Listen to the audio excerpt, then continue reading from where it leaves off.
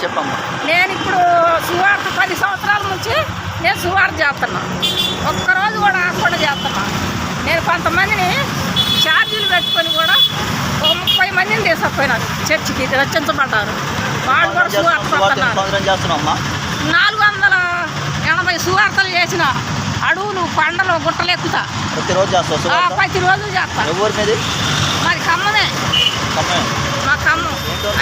అయ్యా సౌరీస్ చెప్పండి. చేస్తున్న సువార్తలు ఎన్ని సంవత్సరాలు చేస్తున్న సువార్తలు? సువార్త 10 సంవత్సరాల నుంచి నేను రోజు పంచి పెడతాను. ప్రతిరోజు పంచి పెడతాను. లాయర్లకి ఇస్తా, పోలీసులకి ఇస్తా, ఎస్ఐలకి ఇస్తా, కోర్టులో పోతా, దేశంలో పోతా.